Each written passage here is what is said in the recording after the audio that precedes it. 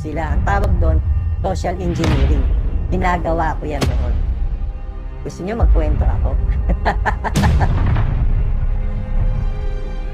Ngayon, yung social engineering, ang hinahak dito, hindi yung system. Ang hinahak dito, yung tao. Tanga mo ng social engineering. Sila, ang tawag doon, social engineering. Ginagawa ko yan noon. Gusto niyo magkwento ako?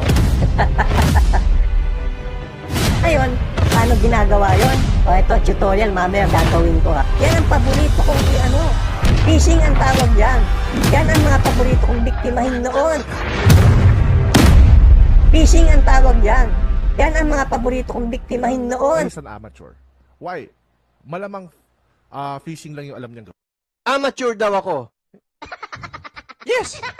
Minado naman ako eh. Amateur.